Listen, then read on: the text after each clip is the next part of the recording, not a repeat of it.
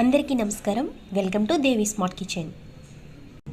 ఈరోజు వీడియోలో ఎంతో టేస్టీగా స్పైసీగా ఉండే one of the my favourite fish dum బిర్యానీని ఎలా ప్రిపేర్ చేయాలేంటనేది చూపించబోతున్నానండి.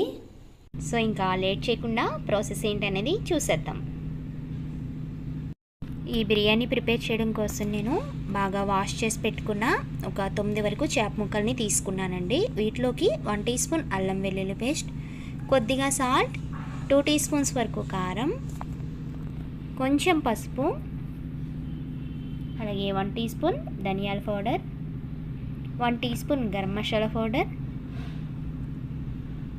ఒక 1 or 2 టేబుల్ స్పూన్స్ వరకు నిమ్మరసాన్ని కూడా యాడ్ చేసుకుని వీటన్నిటిని కూడా ముక్కలకి బాగా పట్టించుకుని ఒక 15 నిమిషాల పాటు పక్కన పెట్టుకోవాలి.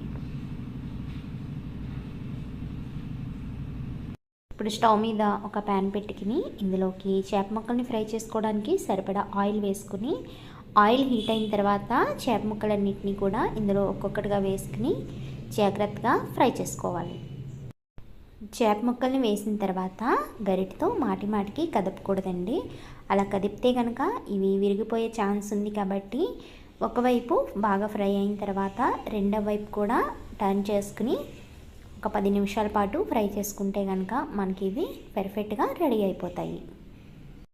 చూసారు కదా, ఈ విధంగా ఫ్రై చేయడం వలన చేప ముక్కలు అనేవి ఎక్కడ కూడా విరిగిపోకుండా పర్ఫెక్ట్గా ఫ్రై అయిపోయాయి. ఇప్పుడు మనం వీటిని ఒక బౌల్లోకి తీసేసుకుని మిగిలిన చేప ముక్కలను కూడా ఈ విధంగానే ఫ్రై చేసుకోవాలి. ఇప్పుడు బిర్యానీ ప్రిపేర్ చేసుకోవడం కోసం స్టవ్ మీద అడుగు మందంగా ఉన్న ఒక గిన్నె పెట్టుకుని ఇందులోకి 2 టేబుల్ స్పూన్స్ వరకు నెయ్యి వేసుకోండి. అలాగే మనం ఫిష్ ముక్కల్ని ఫ్రై చేసుకున్నాం కదా, ఈ ఆయిలే యూజ్ చేయాలండి. ఇలా చేస్తేనే కనుక మనకి ఫిష్ బిర్యానీ అనేది టేస్ట్ బాగుంటుంది. ఫ్రైడ్ ఆనియన్స్ ప్రిపేర్ చేయడం కోసం నేను సన్నగా తరిగినటువంటి ఒక 4 ఉల్లిపాయలను తీసుకున్నానండి. వీటిని ఇప్పుడు బాగా ఫ్రై చేసుకుందాం. ఈ ఉల్లిపాయ ముక్కలు ఫ్రై అయ్యేలోపు మనం బిర్యానీ రైస్ని ప్రిపేర్ చేసుకుందామండి. ఇప్పుడు వేరొక బర్నర్ మీద ఒక గిన్నె పెట్టుకుని ఇందులోకి 2 గ్లాసుల బాస్మతి రైస్కి ఒక 5 గ్లాసుల వరకు వాటర్ అనేది వేసుకున్నానండి. ఇప్పుడు ఆల్రెడీ రెడీ చేసి పెట్టుకున్న బిర్యానీ మసాలాలు మొత్తం కూడా ఇందులో వేసేసుకోవాలండి. ఇందులోకి 1 టీ స్పూన్ వరకు అల్లం వెల్లుల్లి పేస్ట్, కొన్ని పుదీనా ఆకులు, ఒక హాఫ్ చెక్క నిమ్మరసం, అలాగే రుచికి సరిపడినంత సాల్ట్, 1 టీ స్పూన్ వరకు నెయ్యి వేసుకుని ఈ వాటర్ని బాగా మరిగించుకోండి. ఇప్పుడు ఆనియన్స్ అనేవి పూర్తిగా ఫ్రై అయిపోయాయి కదండి. ఇందులో కొన్ని ఆనియన్స్ని ఒక బౌల్లోకి తీసేసుకోండి. ఇప్పుడు ఇందులోకి కొన్ని స్పైసెస్ని యాడ్ చేసుకుందామండి. 1 టీ స్పూన్ జీలకర్ర, కొంచెం షాజీరా, 1 ఇలాచి, ఒక హాఫ్ ఇంచ్ దాల్చిన చెక్క, 3 లవంగాలు, ఒక నక్షత్ర పువ్వు, ఒక బిర్యానీ ఆకు ఇందులో వేసుకుని 1 మినిట్ పాటు ఫ్రై చేసుకోండి. అలాగే ఇప్పుడు ఇందులోకి కట్ చేసి పెట్టుకున్న ఒక 4 పచ్చిమిర్చి, ఒక హాఫ్ టీ స్పూన్ అల్లం వెల్లుల్లి పేస్ట్, కొంచెం పుదీనా ఇవన్నీ వేసుకుని ఫ్రై చేసుకోండి. ఈ టమాటో ప్యూరీ కోసం నేను 4 టమాటాలని మిక్సీ జార్లో వేసుకుని ఇలా మెత్తటి పేస్ట్లో గ్రైండ్ చేసుకుని ఇందులో వేస్తున్నానండి. దీన్ని ఒక 10 నిమిషాల పాటు ఫ్రై చేసుకోండి. ఇప్పుడు వాటర్ మనకి బాగా మరుగుతుంది కదండి. ఇందులోకి మనం ఆల్రెడీ 1 అవర్ పాటు నానబెట్టుకుని ఉంచుకున్న బాస్మతి రైస్ని ఇందులో వేస్తున్నాను.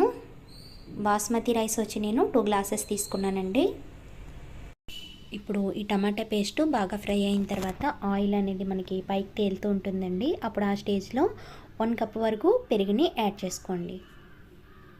అలాగే ఇందులోకి 1 టీ స్పూన్ వరకు కారం, రుచికి సరిపడినంత salt, half teaspoon garam masala పొడి ఇవన్నీ వేసుకున్న తర్వాత ఒక 5 నిమిషాల పాటు వీటిని ఫ్రై చేసుకోండి. ఇప్పుడు గ్రేవీ అనేది మనకి రెడీ అయిపోయిందండి. ఇప్పుడు ఇందులోకి కొన్ని పుదీనా ఆకుల్ని, మనం పక్కన పెట్టుకున్న ఫ్రైడ్ ఆనియన్స్ని, కొంచెం కరివేపాకు, కొత్తిమీర కూడా వేసుకుని ఇప్పుడు ఇందులోకి ఒక లేయర్ కింద ఒక 4 to 5 చేప ముక్కల్ని పెట్టుకోండి. ఇప్పుడు రైస్ అనేది మనకి కుక్ అయిపోయిందండి. ఇలా కొంచెం పదునుగా ఉండగానే ఇప్పుడు మనం ఈ స్టేజ్లోనే స్టవ్ ఆఫ్ చేసేసుకుందాం. ఇప్పుడు రైస్ని చేప ముక్కల మీద ఒక లేయర్ కింద వేసుకోండి.